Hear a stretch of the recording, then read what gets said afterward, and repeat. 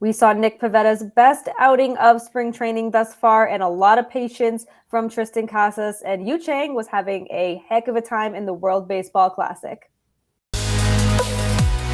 You are Locked On Red Sox, your daily Boston Red Sox podcast. Part of the Locked On Podcast Network, your team every day.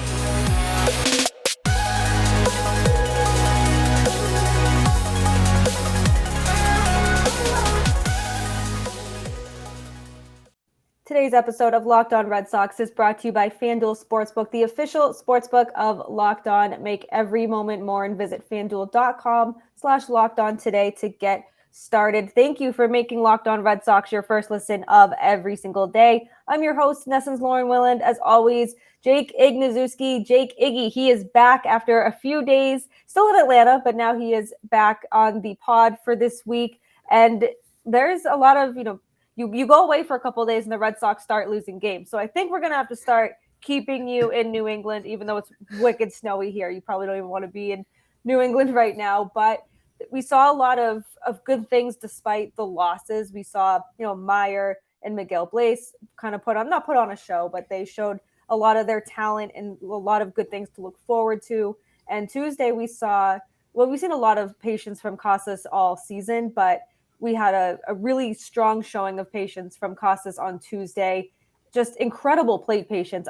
He's got the patience of a saint, because every time he's at the plate, I would just be swinging for the fences. And this is why I'm not a professional ball player, but it's been really encouraging to see the patience he has at such a young age too.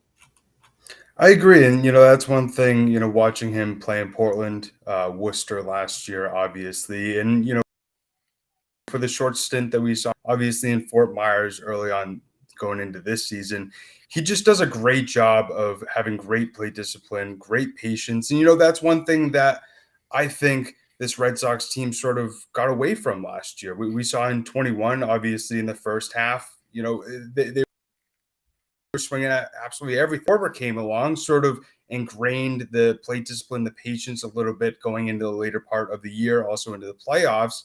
And then last year was sort of what we saw in 21. So, it's nice to see a guy like Triston Casas continuing to show off his patience, in yesterday's game, which was a single, ended up, having an 11 pitch up a bat, then second up a bat, a double, got it on the first pitch.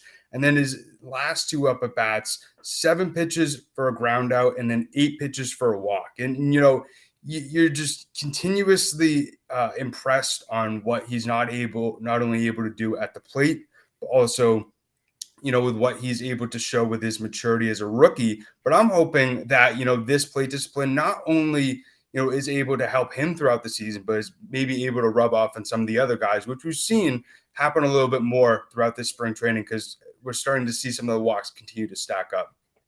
Yeah, if he can kind of set the tone for the lineup, not even necessarily be a leadoff hitter, but maybe that's where you put him to kind of, plug and play with this lineup. But if he can kind of set that tone and just show the patience there, we saw a lot last year. Just every single person just seemed to be swinging at the first pitch, swinging at pitches that are just well off the plate, high and inside, just pitches that you would not swing at or that you shouldn't swing at. And first pitch swinging, I want to abolish first pitch swinging so bad. It's like one of my biggest pet peeves for no real reason. It's just but then you see Casas come up here, have those 11 pitch at bats, draw the walks, and just even when he grounds out, he's still working the count. And that's what you love to see. You love to see the batter work that count, get the pitcher, get his pitch count up, maybe get on the little bit of the mental side of him, be like, oh, I'm going to at least make contact with everything you throw. I'm going to make you throw all of your pitches. I'm going to make this be a double-digit count, a pitch count, and kind of tire him out and be like, I'm going to win this battle because you're going to throw 11 pitches to me and it's going to result in a walk.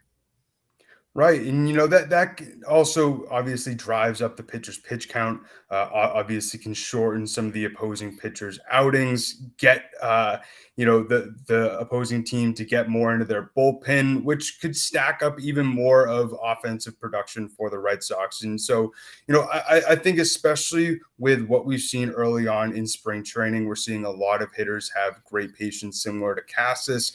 And this just needs to translate more into what we're hoping the Red Sox can do as an overall season. Now, we've talked about it time and time again, not only during the offseason, but during, spring training, how this Red Sox team in their lineup has a lack of power production, and you don't really know 100% what you're really going to get from them. And so, with what we've seen up with guys like Yoshida, Casas is one of them as well, Justin Turner, just on-base machines. If the Sox are able to find a way to stack up those walks, stack up those hits, and as I know you love this, more ducks on the pond. Yes. that just leads to more runs. And then obviously, hopefully, if not only the rotation, but the bullpen is able to be effective, that stacks up and wins. And so I think, a lot of times people look specifically at the power numbers as a way to score runs. But if you're ultimately able to get a lot of great production through walks and hits and just getting guys on, you could see some great output from this Red Sox offense. We've seen it in spring training, and we've said a million times that we know these spring training games don't count, but to see this kind of offense already, and a lot of the offense is coming from these hopefuls, not so much Casas, he's going to make the roster, but Raimel Tapia, you have him. You could even make a case for Yu Chang, who we're going to talk about a little bit later on here, but you have the offense just kind of coming alive. And I'd much rather see this in spring training than have them, looking like the 2022 team and being like, great, here we go again. This is going to be a long 2023, because right now I've labeled it as cautiously optimistic going into the season, because they are showing really, really good signs of offense, good team chemistry. The pitching, which we'll get into, is, it could use some work. And there's a lot of questions with James Paxton's injury, Chris Sale not being the opening day starter, which really isn't the end of the world at all. But you look at, things are going right now for the Red Sox. They look really good. They look really like a strong team, and a team that looks like it could be productive in 2023. Does that mean they'll be a postseason contender? I don't know. The AL East is a very stacked division, but you just look at what they've done so far in spring training. And yes, it's spring training, we know, but it's so encouraging, especially after everything that happened last season. And, I think one thing that people haven't talked about nearly enough is how this team has still been able to produce and without guys like Justin Turner, Kike Hernandez, Rafael Devers. A lot of these players are in obviously the WBC. This is one thing that, I didn't personally think about is how is the team going to be able to respond and able to act without some of those main leaders, not only in the clubhouse, but also in the lineup there each and every single day. And so it's been nice to see, different players not only stepping up, but getting those opportunities, like you mentioned with Meyer, with Blyce, and also, one other thing as well, we saw Chris Murphy and Brandon Walter get a little bit of some rough performances yesterday, but that humbles them. You know what I mean? That helps the young guys be able to not only mentally understand how to deal with adversity, deal with failure, but not everything is going to go great all the time. And I think that's what spring training is all about. Dipping your toes into a little bit of the tougher parts of baseball, and especially for some of these minor league guys and some of these younger guys, getting more opportunities to be able to show what they got. And then some other guys, like Bobby Dalbec and some other players, getting more opportunities at different positions, trying out different ways to ultimately be able to help this as well as possible. Yeah, it's been great to see, not just the minor league players, but maybe players who aren't going to be everyday players, or players who are fighting for a spot on that 26-man roster, get a few more looks in spring training because of the regulars being at the WBC.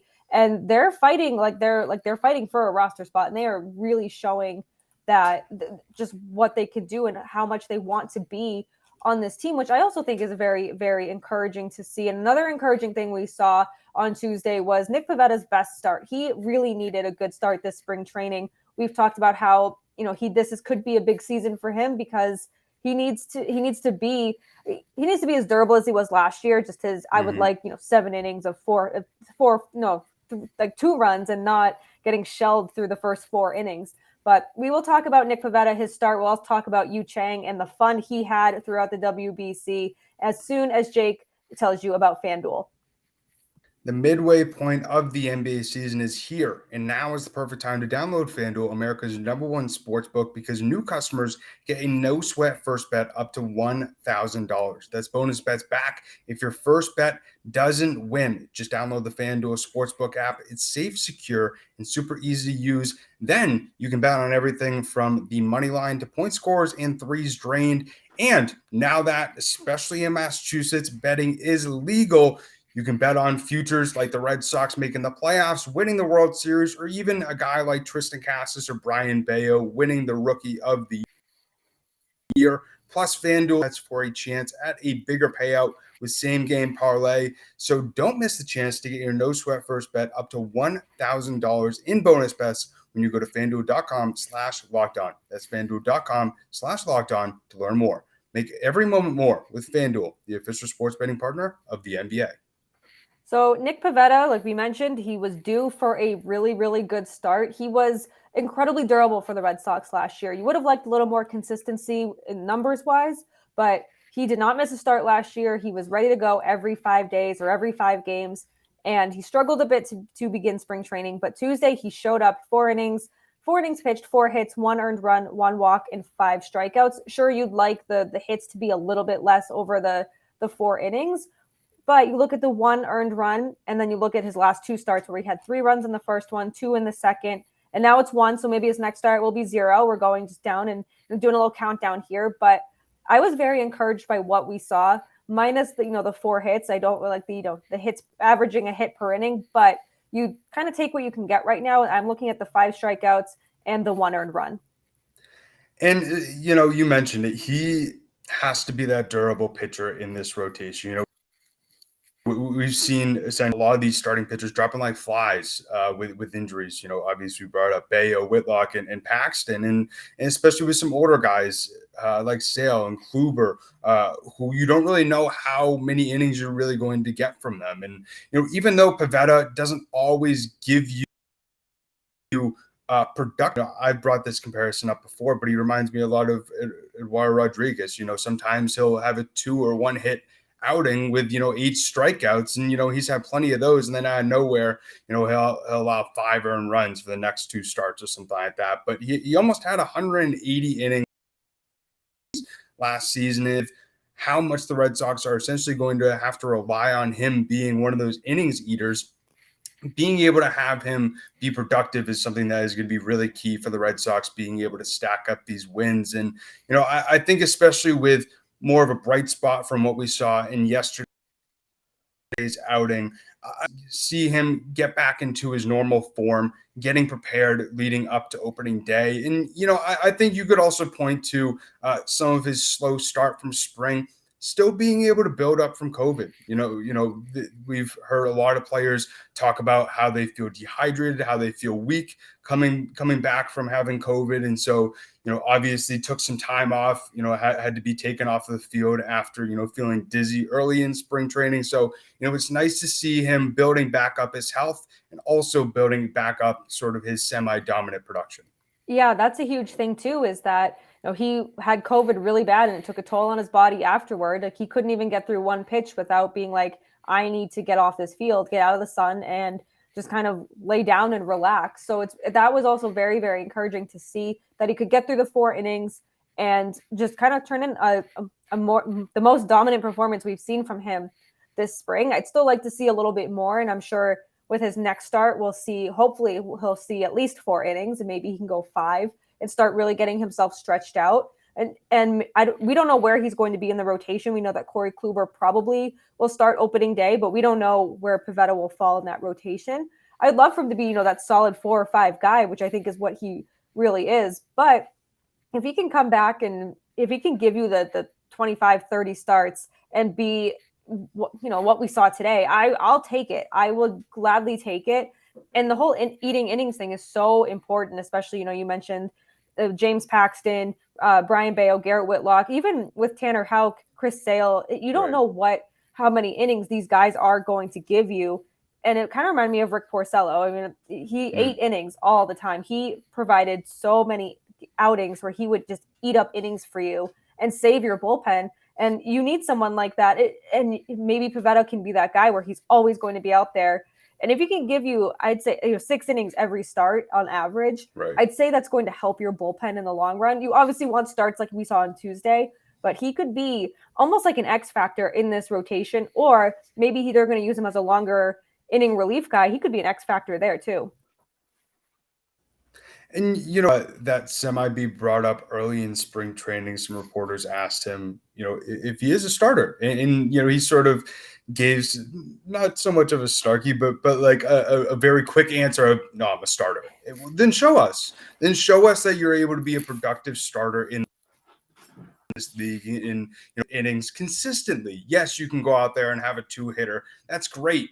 But, especially when you're, pitching 25, 30 games each and every single year, when you only pitch well, 5 or 10 out of those 20 or 30, there's going to be questions about if you're a durable and productive starter in this league. And so, we've said it multiple times, Nick Pivetta is what he is. We already know what he is. But at the same time, if you're so confident that you are a starter and that you deserve to still be a starter in this rotation, outside of just being that labeled a innings eater type of reliable pitcher that can go out there and give you consistently 5 to 6 innings, outside of that, you got to show us that you're going to be a productive pitcher night in and night out. And so, I'm excited how, he's able to take this role. Hopefully he's able to improve this thing, we've talked about over the last few years, especially, after his great performance in the 2021 playoffs, with the passion that he showed out of the bullpen. There's a lot of hope that, he would be a breakout player last year. Showed you exactly who he was and what we thought he was. But, we're going to delusionally optimistic or realistically optimistic, at least for Nick Pivetta and for most of these different subjects. But all you can do is just root for the guy, because you're going to really need him in this rotation. Someone I know that you are rooting for is Yu Chang. I think Yu Chang found himself his new biggest fan after, the World Baseball Classic, having so much fun. He had a game-tying 2-run home run against Italy, and then he had the Grand Slam against the Netherlands. And he was having so much fun. And his team, unfortunately, did get eliminated. They didn't make it past the pool games out of the World Baseball Classic. You saw that Chang was super emotional. This is a huge tournament for these guys. They're representing their home countries. They're playing with some of the best players in the world, some of their best friends. And when it ends very early, it's got to be so emotional, especially when someone like Chang had a very, very strong season. He was even named the Pool A MVP. And to put that into perspective, Shohei Ohtani won the Pool B MVP. I'm pretty sure it was Pool B. So, I mean, he's keeping pace with the big dogs in the WBC. He's having a lot of fun. And it's so much fun to watch him, especially he's another hopeful for the Red Sox roster. And if he can transition this kind of power that he showed throughout the World Baseball Classic for the rest of spring training, Alex Cora might be like, maybe you can stay. And, going into this year, especially when we spoke about his signing on this podcast, I made it a joke because it was the only re-signing that the Sox made. In no way was I disrespecting Yu Chang as the player or as the person, but it was mainly of if you're a casual Red Sox fan, or if you didn't watch the end of the season, you probably would have had no clue who this guy was, because he only played, 5 to 10 games or so at the end of the year. And, he was somebody who wasn't really expected to break out going into the WBC, but it was really nice to see him not only, exude that passion, but also that great production at the plate. And, I've talked about it on this podcast multiple times. I love the human aspect of the game, and, being able to, see how much passion and heart he played with. And, you especially saw, when you brought it up about, him having tears in his eyes walking off the field. It was just really cool to know that this guy is going to be on our team this season. And especially in a city like Boston, I hope he gets the opportunity to be in those similar moments that we saw of him in the WBC. And he's able to have, a big home run in a big game, or a walk-off where he's able to feel like he's a part of something like he was in the WBC. And, was a little bit tough for me to, hear this quote of him after being eliminated from the WBC. He said, it's completely different playing here. I feel relaxed because everybody is with us. But in the U.S., I feel like no one is with me and I must work hard in silence. So, my message to Sox Nation, one of the most passionate fan bases in all of baseball, all of sports, we need to let Yu Chang know that we are with him. And, there's no more silence. When you go to Fenway Park, there's no silence. And so, we need to give Yu Chang a standing ovation, whether it's, whether it's at Fenway Park. He deserves to be heard and supported by Red Sox Nation. Because in my mind, if he's able to feel that energy like he did in the WBC, hopefully we're able to see the same sort of output like we saw from him in the tournament. Yeah, and if he does start this season in Worcester, we know that people are just so welcoming down there. Like Bobby Dahlbeck talked about that and how the team is welcoming. Chad Tracy's a great manager. The atmosphere down there, and we've been to Polar Park. We know the atmosphere there can get absolutely unreal. And I think he'll feel more welcome once he, gets to Fenway, gets to Polar Park. And, it's when he says, he has to work hard in silence, it's like, I would love for him to take that and use that as motivation. Like if you think you have to work hard in silence, you're going through it, you're doing all the work. Then I would love for, him to come out and use that as maybe a chip on his shoulder, use that as extra motivation going into the season. I've loved watching him, just the fun, and many of these players, just watching them have so much fun playing baseball. They're just, the crowds too. I think I've talked about the crowds on every episode. I've talked about the WBC because they're just so into it, and it's loud and it's fun and it's like playoff atmosphere every single game.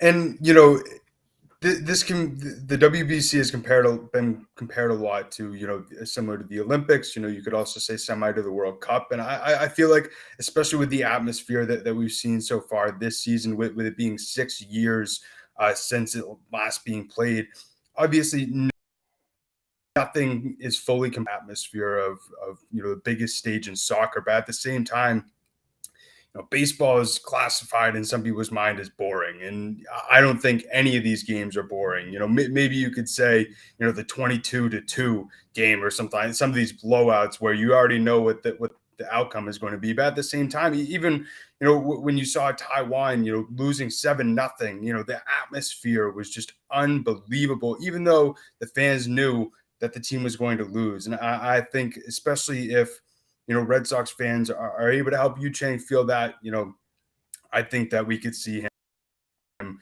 be able to have the team is, especially with, I think people are underestimating how big of a role he could really have on this team. A lot of guys were talked about, Jose Iglesias, Elvis Andrus, to fill in that middle infielder sort of backup position, either for Kike Hernandez at shortstop or Christian Arroyo at second base.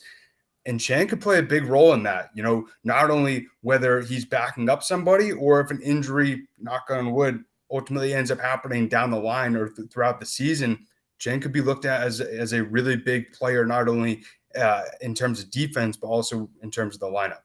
Yeah, and someone like Yu Chang provides depth for this Red Sox team, and we've said you can never have too much depth. And I think now, especially in the infield, that he can provide that depth to Christian Arroyo and maybe even shortstop as well. Maybe get some guys some nights off, and when rest is needed way down into the season, or if there's injuries that happen, he can be there. And you're going to need someone eventually. I don't think they're going to get through the season without injury. I don't think any team will get through the season without injury. But to have him there, I think, is just another really good part to this team. Yeah, when he was re-signed, I was like, okay, like that's good for him. I'm excited for him, but interesting. And now you see like this is the kind of depth. And now that we see in the WBC what he's done, like I said, that just has to transition over into spring training and then into regular season games. And I think soon enough he'll hear the Fenway crowd cheering for him, especially after his WBC performance. I think that fans will really get behind that as well. And I saw ITM with Steve Perrault and Joey Capone. They brought up the sort of like the Soldier Boy thing, like that could be his new thing. And I thought that was pretty funny. And then I looked up his Twitter handle, and it's literally you, the Soldier Boy. I mean, how could you not love this guy? And the first thing that came to mind, when he took his picture holding up the MVP for the Pool D is, now it's time to win AL MVP. And so, that's huge expectations for a guy who could be a bench guy for the Red Sox. But at the same time, we can all dream. We can all have aspirations. We can all, root for has limited possibility to happen. But at the same time, anything's possible. And so, just rooting for Yu Chang and can't wait to see what he's able to bring to this ultimate team. Yeah, it'll be fun to see how the rest of spring training goes for him, as well as a few other guys who are not even just in the WBC, but are still here on this roster playing through spring training games. We do have one more segment to get to on the Locked On Red Sox podcast. We're going to bring back the mental health minute. It's been a while since the both of us have done it, but I know that there's been, and I'll have Jake speak on it too, because he's the one who brought it up before we started recording. But there's been a lot of junk going around on Red Sox Twitter, and it's, like I said, it's junk, and it comes down to just being a good person, being respectful toward one another. We're all here to cheer for our teams. Don't be rude, don't be a creep, and just be respectful of people. I mean, it's so cliche, be respectful of people on the internet, but like, it's just, what is your point in being a bully on the internet? And, going into this episode, I had a way that I wanted to speak about this, but I'm going to change it up a little bit. At the end of the day, we just got to lift each other up. That's all of the day. And, I think whether we're talking about the Red Sox, whether we're talking about life, at the end of the day, people have things that happen in their life, that might not make them feel excited to wake up in the morning. And, everybody has those struggles. And I think whether you're on Twitter speaking about the Red Sox, negatively or positively, I think just being able to be there to lift each other up no matter what, and to support each other at the end of the day, I think is really important. And, one thing, I did yesterday is, shout out some of my favorite accounts, because I felt like, especially with, you brought it up, junk, but like the negativity that was happening on Red Sox Twitter, it was good to, fuel some positivity within the community, because I think that's really what Red Sox Twitter is. It's a community, and there's people who listen to this podcast that are involved within the community, and then there's some people who are like, I have no clue what you're talking about. But at the end of the day, I think being able to have those people online who you're able to look to that can lift you up and support you, I think is super duper important, because whether a listener count on this podcast, or whether somebody tells me that they really enjoyed the episode through Twitter, like that's support that brings a smile to my face, and that helps me live each day happy. I think if we're able to do that for somebody else, it's really beautiful. Yeah, and you mentioned when the negativity comes out, you want to promote the good people on Red Sox Twitter, and I think there needs to be more of that. Like, we saw Red Sox Twitter rally around everyone over the weekend, and I'm just like, this is what makes the internet great at times, and this is what makes the Red Sox fan base. Yes, every fan base has bad people, has bad eggs, has people who are going to ruin it for everyone. But then something happens and they come together, and you're like, this is a good group of people at the end of the day, and they're going to have people's backs. They're going to have the right people's backs, and they're going to make sure they weed out the toxicity, the bad kind of the bad eggs, the bad people. And then it became, I saw you do it. I saw a lot of other people to kind of promote the accounts that they enjoy, whether it's spicy takes on the Red Sox, analytical takes, positive takes, and just kind of everything in between. And I'm like, this is what makes Twitter fun, is you have people rooting for the same team with several different takes. You can have a friendly banter back and forth. You can have a discussion, and it all it's nice when it blends together that way. And right. It was good to see that people, like I said, everyone having this individual's back after everything kind of transpired. And then it became, Red Sox Twitter. This is what makes it so good, is when they all band together like that to weed out the toxicity and get the positivity going back on the internet. Right. And I think that's what makes this fan base beautiful. I think that's, one of the big reasons why I love being a part of Red Sox Nation. Whether it is on the app Twitter, or whether it is me just going to a game or just being out on the streets, one thing that I do a lot is, If I see somebody, wearing a Red Sox thing, I always say go Sox, whether they give me a weird look or whether they say nothing to me. At the end of the day, like we both love the same exact team. And, if you're here listening to this podcast, I love that. I know that you love the same team that I do. And, that's why I love doing this. And so, whether you use the app Twitter or whether, you're just living your regular life, just be supportive of people and be respectful of people. Because at the end of the day, we're all just trying to survive here and, live each day happy. So. And that is the perfect place to end this episode of the Locked On Red Sox podcast. We're grateful for each and every listener. And if you interact with us on Twitter, on YouTube, wherever, we're always grateful for you. So thank you for making Locked On Red Sox your first listen of every single day. Please rate, review, and subscribe to Locked On Red Sox right here on YouTube, Apple, Spotify, the Odyssey app, Stitcher, wherever you get your podcast is where you can find us. And we're also on Twitter at LO_Red Sox, Jake at Jake Iggy, and then me, Lauren, 3 Laws, Lauren with 4 R's. And don't forget about the other Locked On shows across the network, Locked On Yankees, Locked On Astros.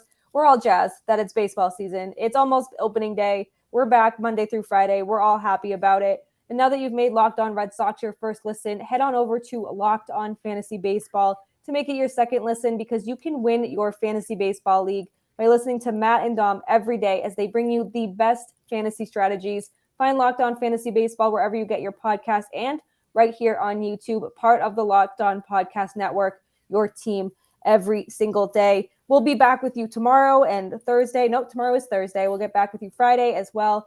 And as we always do, we'll end the show. Jake, how do we always end the show? Keep the faith and let's go Sox.